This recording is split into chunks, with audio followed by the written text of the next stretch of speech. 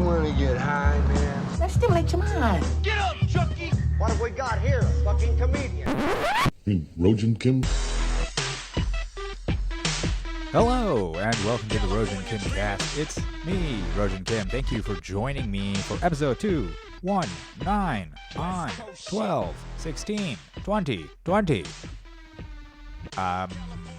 It's a crazy week. There was a new moon on Monday and a meteor shower and a comet or something, and there's the great conjunction occurring at the end of this week. You did a great conjunction, you know, when Saturn and Jupiter align in the sky and form a bright object because of their combined, the light reflecting off of them, combining. A lot of people call it the Christmas star, the Jesus star. They think that's the star that the wise men saw, the Weisenheimers. They saw with the frankincense and the myrrh and the gold. Gold was really the only thing that retained its value, I think. However much gold they brought, it's probably still relatively the same value as versus the myrrh and the frankincense. You know what I mean? That stuff is not worth as much, and you can just go to the myrrh store and get myrrh all you want, all the myrrh in the world, Okay, what am I talking? Jesus star, a conjunction.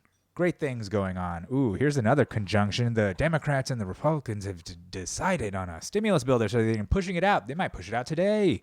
Remember when Pelosi was all like, we want like $2 trillion. And then Trump was like, I'll give you $1 billion. And she was like, no fucking way. And now she's agreeing. Now that Biden has won, she's agreeing to $9 billion. She's like, you know what, $9 billion. And she even agreed to no stimulus checks. But now, you know, there was a big stink, I think, from probably whatever's left of the left. And they were like, well, people need stimulus checks. They haven't had shit for months. And they're like, okay, what did we give them last time? $1,200, $100 a month, basically. That's not enough. So this time we're going to give them $600. Yeah, do more with less. It builds character. Okay, builds character. We're just going to give you all the money and make you just pay your rent and you don't get kicked out and then end up living in a tent and have to build some character. You could get soft. Is that what you want? I'm going to be soft. My dad tried to teach me that lesson. He gave me half of what I asked him for to get a house, or not a house, an apartment. I wasn't asking him for house money. Don't get me wrong. I was not asking him for a down payment on a house. Don't get the money. I was asking him for enough money to make a deposit on an apartment. Okay? I was trying to get an apartment. Asked him for some money, and then he gave me half. Okay? Did I get the apartment? No. Was I homeless for a couple more months? Yeah, about three more months of homelessness. Raise up the money. Finally get the money to put the deposit down on another apartment that came along later. And I think maybe better. I don't know. I have no idea. I mean, not being homeless for 3 months would have been cool. But whatever. It built character. Don't you understand? And that's what this country needs. More character. I think we've lost our character somewhere along the way. I don't know what it was. At the me generation, the baby boomers, you know, the chasing all the materialism, and then they had the helicopter parenting, and then you got your participation trophies, and you got your war on terror, and everybody's in war. It's war for 20 years, but nobody cares. Nobody says anything. There's no like, man, there's 10 years of Vietnam, and it was just like, a time to kill, a time to live. You know what I mean? Stop. Hey, what's that sound? Everybody look what's going down. Like, people fucking lost their minds. Fucking Oliver Stone came out of that, and fucking JFK, you know, making JFK that, you know, questioning everything back and to the left, and fucking Platoon, and like, you know, fucking Full Metal Jacket, you know, like all this fucking shit coming out of there. Okay? We've been at war twice as long, and what have we got to show for it? We don't have shit. We don't have shit to show for it, except I guess we are Skynet to like some poor like Yemeni tribesmen that were drone bombing. We're basically like the robot, the faceless robot emperor who comes around and fucking bombs it, and they're like the rebel. They're like the sand people in. Is that PC to say sand people? Am I allowed sand people of color? Is that what I should call them? Sand people of color. I'm writing that down because that is funny to me. I hope that's funny to you, and it was worth the interlude. Anyways, yeah, sand people. You know, I mean, to them, we're like fucking Terminator, right? Anyways. What was I was talking about the fucking stimulus. Okay, so there's stimulus coming. Not as much, but still stimulus. And how did the markets react? The markets were like, yay, more stimmy. More stimmy means more money into the markets being dumped to the markets, more retail investors such as me, meaning poor fuckers who have no chance against the fucking AIs and big time traders on Wall Street. We have no shot against them, but we're fucking stepping into the foray against them. Fuck it. We'll get them. We'll get them, guys. We'll get them out there. Wall Street bets, Robin Hooders, fucking all of you Bitcoiners, fucking crypto motherfuckers. Yeah, all the fucking markets, all the retail market investors, get in there. We're going to fuck up these institutions, guys, because there's more of us than there is of them, even though they have all the wealth and they can manipulate all the markets, the central banks, and that. It doesn't matter. Okay? Bitcoin today crossed 21,000. Which is its all-time high. The last all-time high was 20,000 before it came crashing down to like 4,000. So this time, it's 21,000. Last time, though, 2017, there wasn't, say, institutional investment. There weren't people on fucking CNBC talking about it. It wasn't like, you know, Schwab, JP Morgan, all these people saying like Bitcoin is now a viable store of value. You don't have guys, you know, like fucking Michael Saylor who runs MicroStrategy, right, being a company that's traded on the NASDAQ that decided to put its entire treasury into Bitcoin with the thesis that money is being printed at an ungodly rate all around the world. So all currencies are being devalued. So it's really not worth your while to hold your money in currency because it's going to lose value. You're just leaking money. So if you have even if you have $1,000 over time, he was saying like every year he saw a 10% loss possibly through inflation. You know, cost of things going up, whatever. That's inflation, right? So, anyways, that's his thing. He's like, he went all in on Bitcoin. You know, what do I know? I've just been studying about it. I've been looking into it. You know, I told you it's the perfect confluence of Jews and Asians, right? With the fucking money, with the money and the computers, you know, and they're taking over the world. And you got to get in on this train. God damn it! Are you kidding me? That's the future. You don't see that coming. I don't know what to tell you. You're gonna go the way of the horseshoe, you know what I mean? The horseshoe used to be rich horseshoe magnets. Not magnets like things that attract metal, but magnets. Magnates, you know, MAGNATE. Rich dudes who sold horseshoes. It was huge. Everybody needed them. Where are they now, right? Where are they now? Maybe they sell tires. Maybe they sell, I don't know. Maybe they moved into the game of horseshoes. They just sell horseshoes for the game of horseshoes, which is not a huge market anymore. You gotta say, I mean, everybody likes it, I guess. Horseshoes is fun. Almost only counts in horseshoes and hand grenades. That's what they say, right? So it's there you go. It's immortalized in a little saying that means almost doesn't count. Almost doesn't count. Okay? Does it count in football? I don't remember the saying. There's another saying about football. Well, it doesn't matter.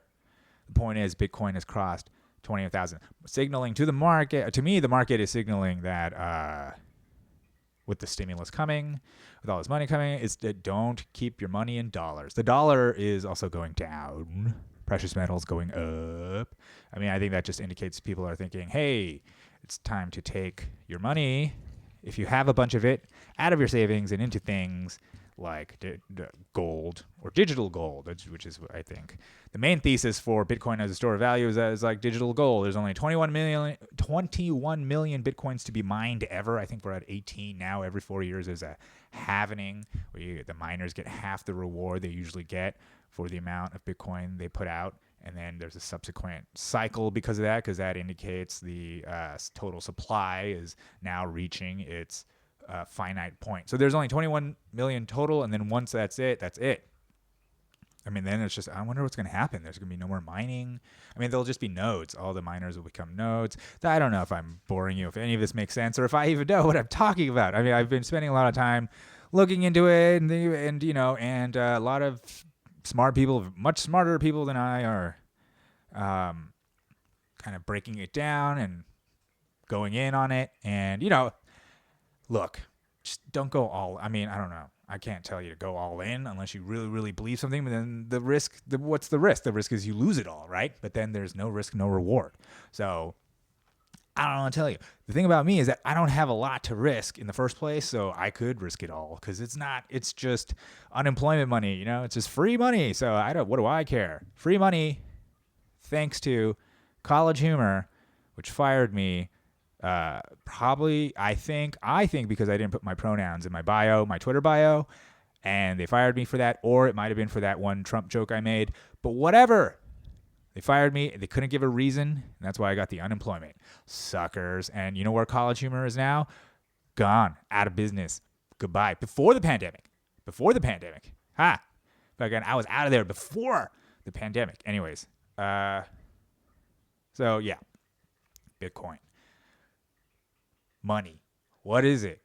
It's just a construct, right? If you really think about it, it is the largest shared construct that we have, a shared delusion.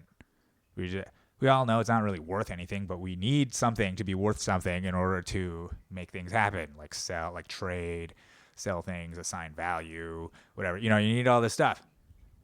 You need a technology that's invented. It will inevitably be invented amongst human beings because we need to figure out, like, once you have a surplus of goods, how do we value such goods? How do you, trade, right? Trade is something that will inevitably happen. Even if we go back to the Stone Age, we're going to make our way back up, there's going to be trade.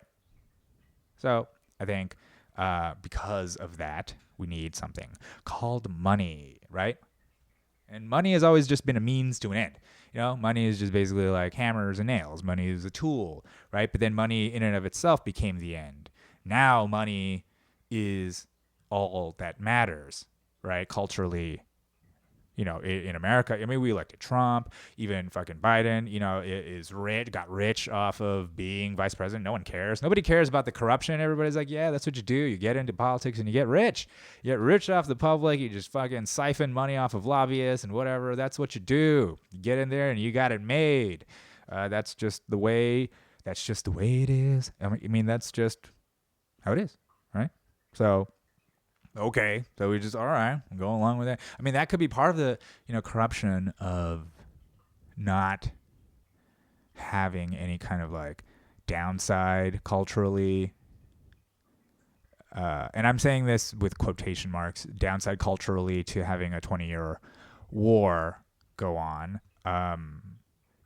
It seems like everything's fine, but I think, of course, there was mass shootings, there's people killing themselves at an ungodly rate. There's fucking an opioid crisis and we're talking about before the pandemic. Pandemic is honestly new, and if you really look at the numbers, it's not really, it's kind of getting more hype than it deserves. You know what I mean? I'm just saying, if you look at the numbers,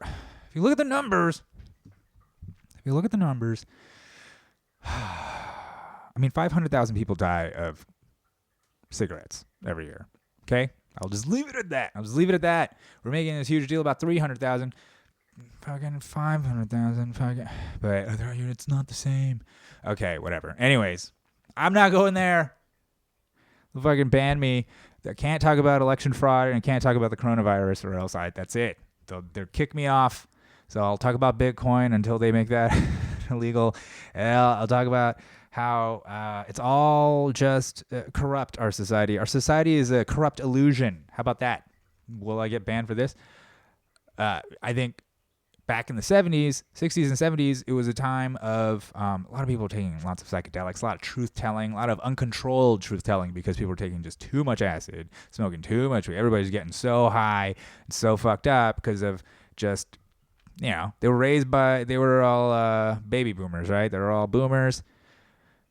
there post-war, there's this post-war orgiastic frenzy in the 50s into the 60s, and then there's a free love movement in the 60s and the 70s, and then free love just became drugs, became drugs, became the me generation in the 80s. The me generation became, fucking yuppies or whatever, and in the 90s you kind of had like this whole reality bites, fuck it, sort of grunge kind of aesthetic of like, it was very nihilistic, that Generation X kind of thing, right? And you get into the aughts, and then you have fucking 9/11, right? 9/11 just kind of interrupts the culture, kind of throws the culture for a loop, because now we're at war. Now we're at real war. We're at war for good. We were attacked, and it's time for war. So now we're all mobilized for war, and we're all like, what do we do? The whole world wanted to help us, remember? Everybody was like, even France was like, we are America, and everybody's like ready. It's like, what do we do? What do we do? It's up to you. President of the United States, George W. Bush, what do we do? And he's like, we're going to Iraq. And I'm like, huh? We're going to Iraq, everyone. Okay. Why? How come? Because we thought Osama bin Laden, that dude, Osama bin Laden did it. He's in Afghanistan. We're in Afghanistan. Why are we going to it? Because he said, we're not at war with Osama bin Laden. We're not at war with the guy who orchestrated the attacks that got us into the war. We're at war with the ideology that he believes, which is terrorism. I mean, it's not even Wahhabist. It's not Wahhabist Sunni Muslim ideology. It's terrorism, which is a pretty vague.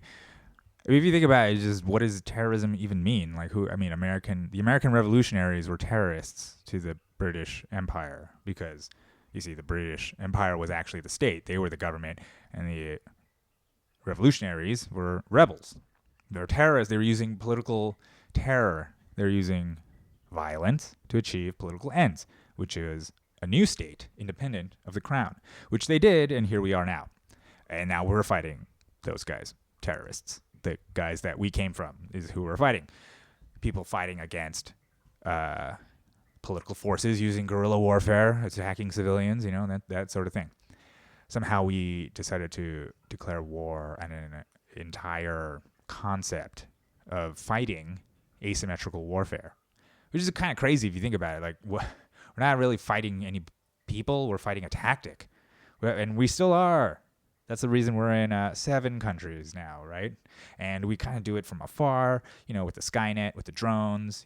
We do it from afar with the economy. We choke them out with the economy, use sanctions to kill the babies, and then we kill the babies with missiles from the sky by accidentally hitting hospitals and schools and stuff, or accidentally. That's what we do, and that's all funded by us, the American public. For 20 years, we've been doing this. 20 years, entire generations growing up, war going on, and we're like, there's no problem. There's no problem. The biggest problem we had was Trump. It was a guy saying the bad words. The bad man was saying the bad words. We didn't really care about the bombs we've been dropping, because Obama was the good man, and the good man expanded the war from 2 to 7, and everybody was like, that's good. We're fighting terrorism.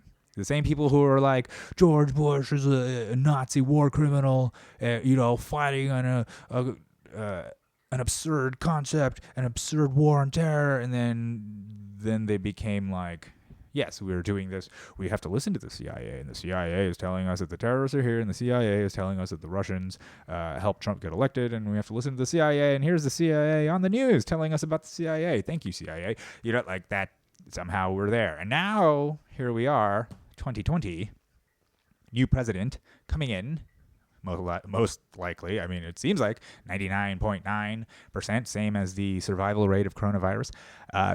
Seems like we're going to make it to a Biden presidency, okay? And that means, what does that mean? Well, judging from how we went 2 to 7 from Obama, maybe we'll go 7 to 21. 21 wars. I think by 2024, we should have at least 24 wars.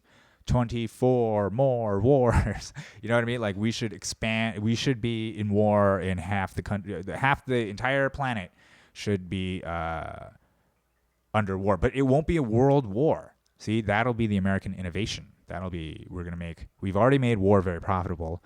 We sell half the weapons on the planet. So why not just make it a Amazon thing? Make it a Apple, be the Apple of war. America should become the Apple of war. Our shit is the best. I guess we are. America is the Apple of war. That's the thing. America is the Apple of war. I'm writing that down. I'm sorry for the pause in the action here. But I think that could be the title. I don't know. I'm veering far off from what I wanted to talk about. All I did write down here is Bitcoin crossed 21,000. Okay, well, anyways, how do we? Here's the whole thing. How do we get into the war? Remember, we were like, let's go to Iraq, and everybody's like, huh? Okay, well, I guess we're doing. Everybody was down. Everybody's like, we're all going to Iraq. We're all going to Iraq. The news didn't help stop it. The whole WMDs thing.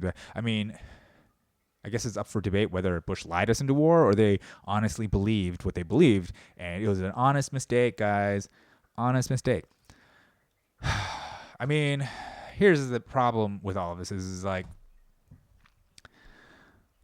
there was no connection between Saddam Hussein and Al-Qaeda. There were no WMDs. I mean, that's just a fact now. In retrospect, now we know this. Our bad, whether we got in because we lied or a mistake, we made a mistake, or because, we were incompetent and ill-informed.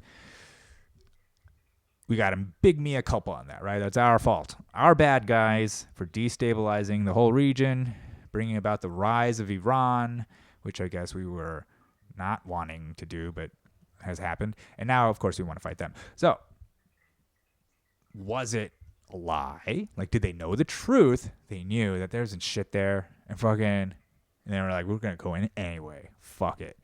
Or were they like, nah, man, it's there. They knew it was there. They're so either incompetent. They were like, well, we think it's there.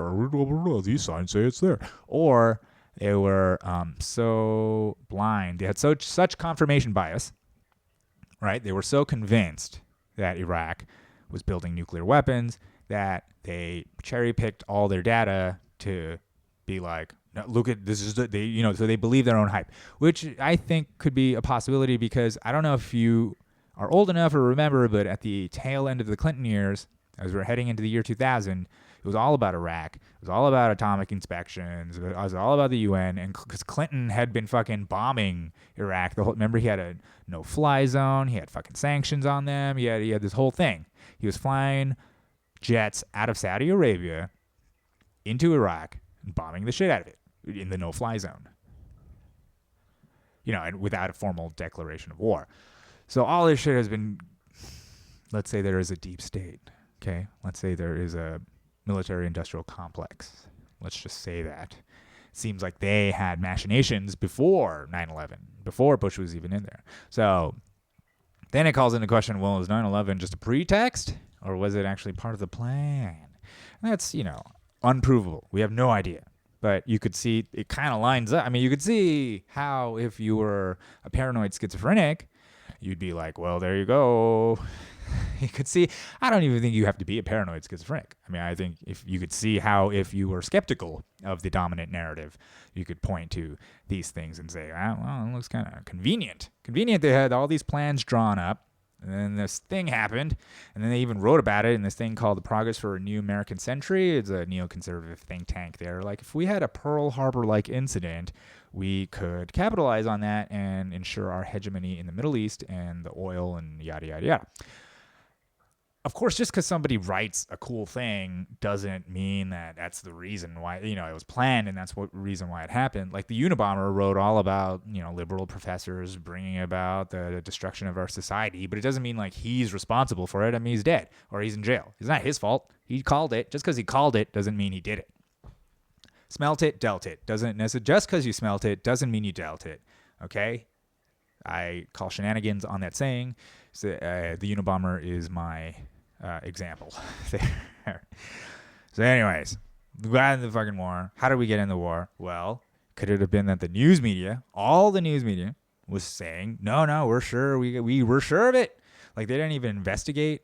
They didn't even, really suss out. They just went with what the CIA was telling them. The CIA was telling them that they've got him. They got him. They got him, man. And so the news is like, dude, they say they got him. They got him.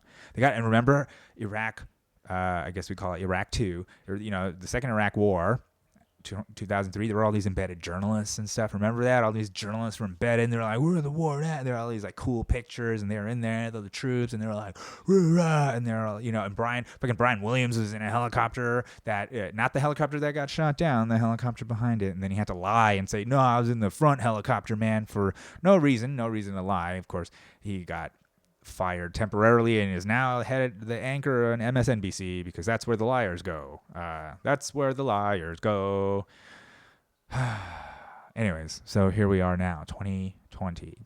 You could see colored through all of that how Trump was just, it was just a great distraction from the fact that we were still at war at that point.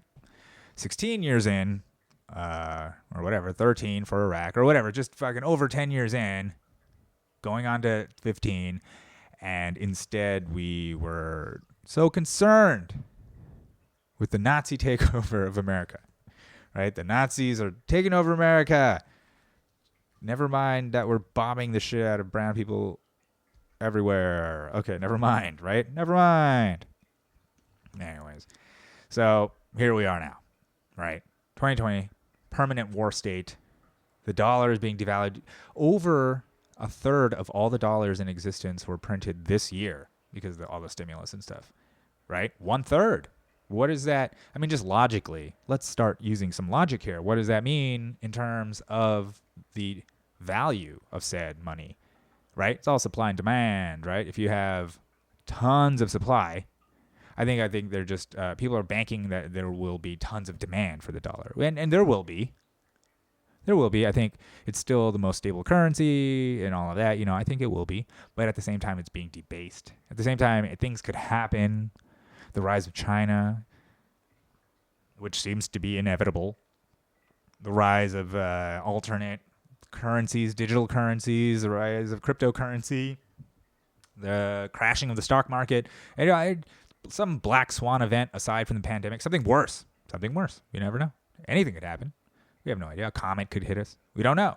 And that could send the markets into disarray, send the dollar tumbling, whatever. I'm not necessarily I don't believe the dollar is going to crash to nothing. I mean, that guys like Peter Schiff, there's a lot of guys that are like, the dollar's going to crash. And, there's plenty of reason to believe that it might not. It could go up. That's the whole thing about the markets, right? It could go down, but it could go back up.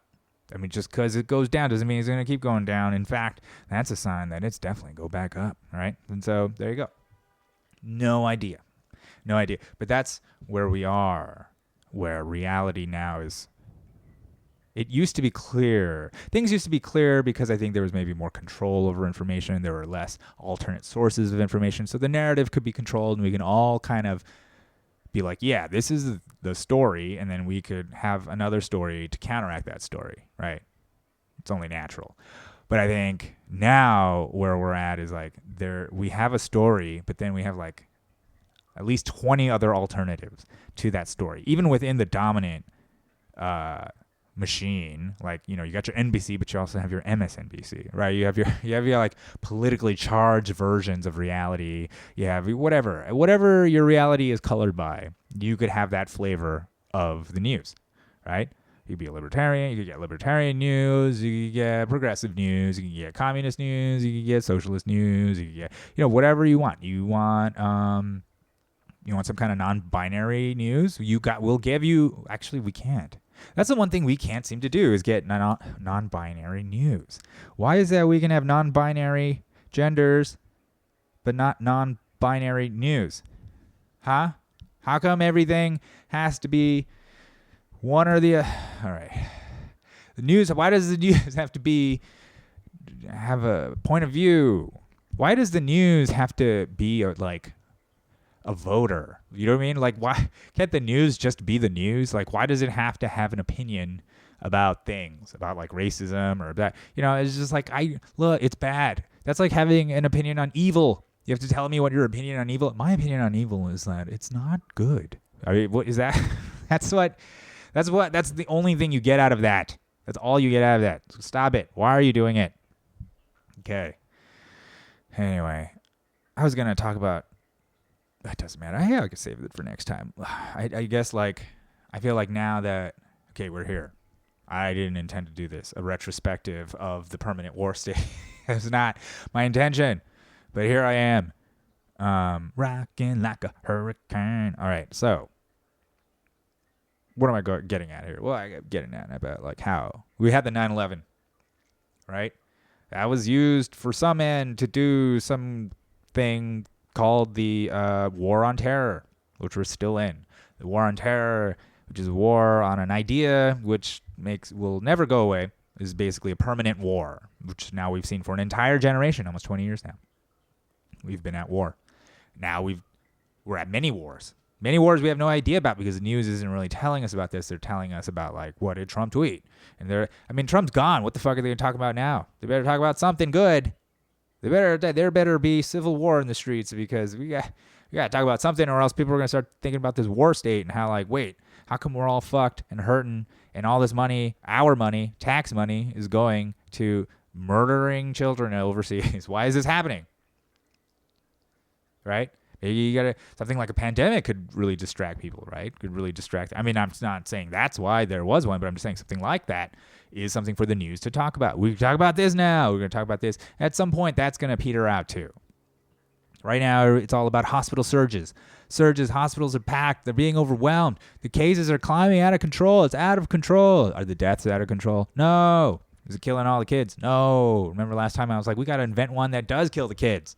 I mean, let's kick it up a notch. This is pretty lame when it comes to plagues. This is the lamest plague we've ever had.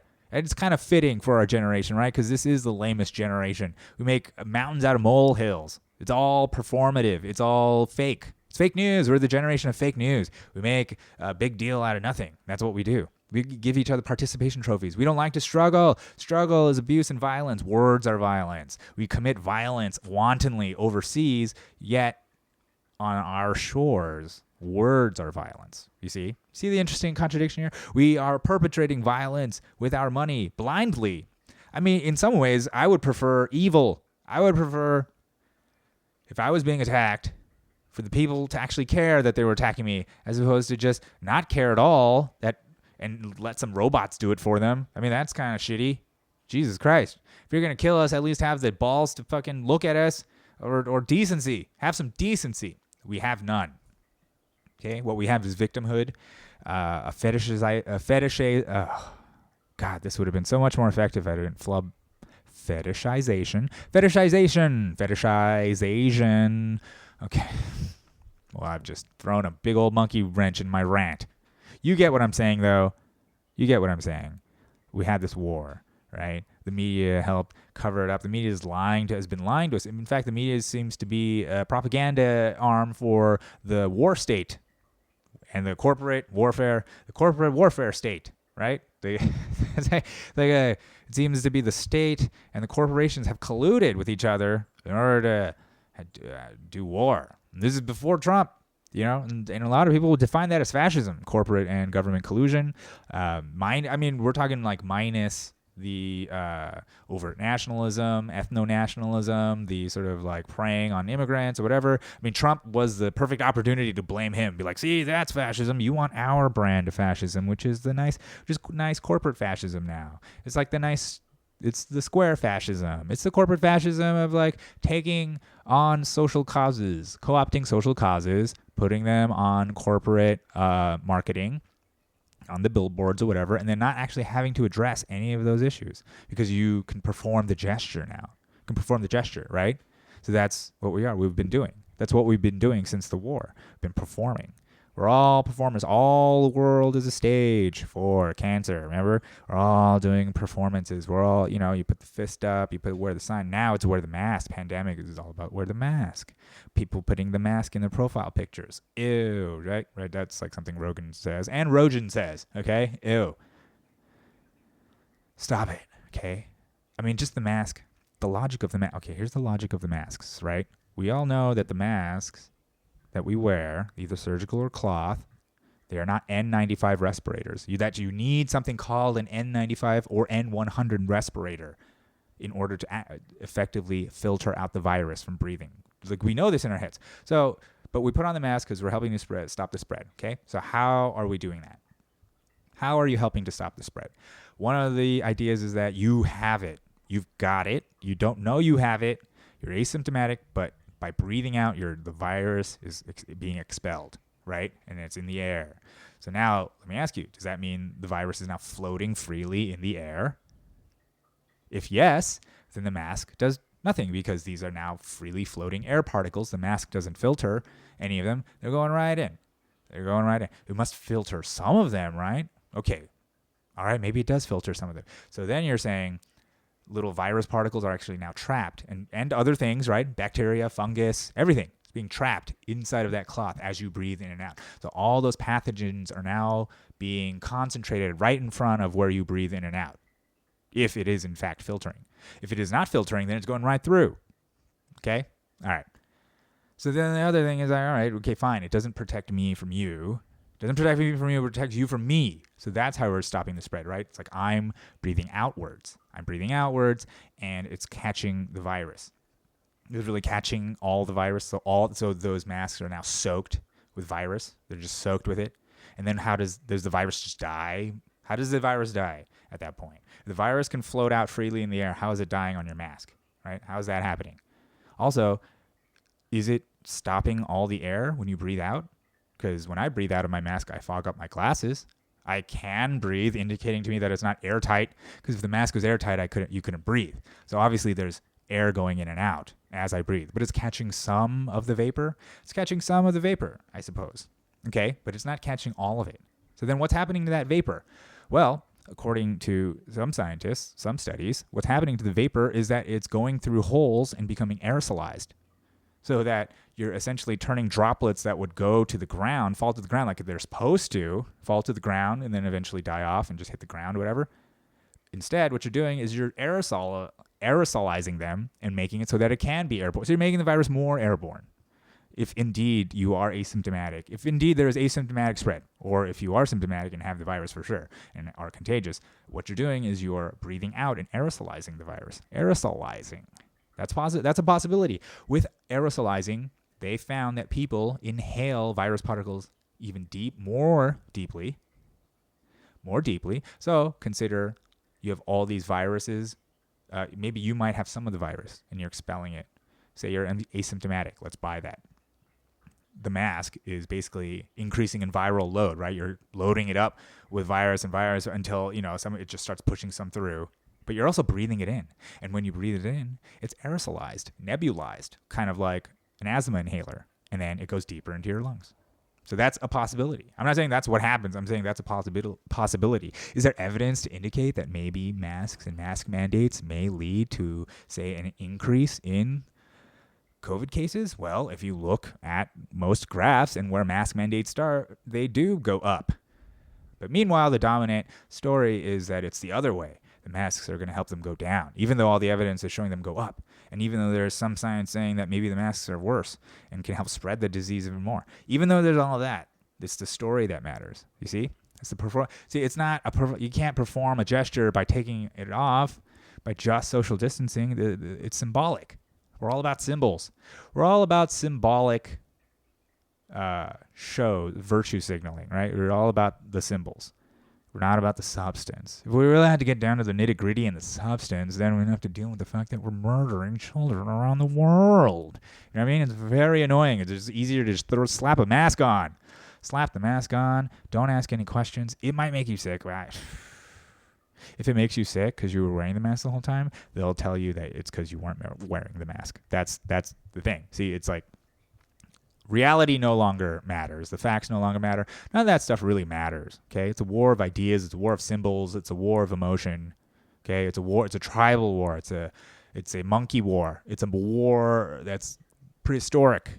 You understand? They're tapping into the very survival instinct, the DNA. They're tapping right into it. Right? Using images, sound, pictures, sound, all of that stuff. You take one filmmaking class, you understand how everything's manipulated. It's all fake. Everything up there. Everything you see on the screen. It's not real. None of it. I mean, yeah, okay, it's real. It might have happened. It was captured in that moment, but it isn't reality as it stands. Just outside the frame, something could be going on. You have no idea. The picture could be edited. You have no idea what's in between. I'm just saying, it's not even a 3-dimensional object. You think it's real. It's just a 2-dimensional painting. It's essentially just a painting that one every 30 seconds. I mean, one every 30th of a second. So in 1 second, there's 30 paintings. That's what it looks like. It's not even moving. It's all an illusion. Okay? So anyways, I guess I'll wrap it up here. It's all an illusion. It's all an illusion. I got a lot of potential titles here. Not sure what I'm going to name it just yet. I got Sand People of Color. That might upset some people. I got All the World is a Stage for Cancer. That's also possibly going to upset people. America is the Apple of War. I think that's interesting. That might be it. And non-binary news. We got the non-binary news. Okay. I didn't intend to talk about the war state, but it just kind of happened because I guess there is this connection between the war state, media manipulation, how they lied us into war, and what the sort of narrative now is about COVID and all that. God damn it, I said I wouldn't talk. And the election. I wouldn't talk about these things because they get banned, but here I am, rocking like a hurricane. All right. Thank you very much for listening to the Rojan Kimcast. You can follow me on Twitter and Instagram, on YouTube, Spotify, Apple, Google. I'm just listing a series of tech companies. That's all I'm doing right now. But follow me on those platforms. Thank you very much. Goodbye.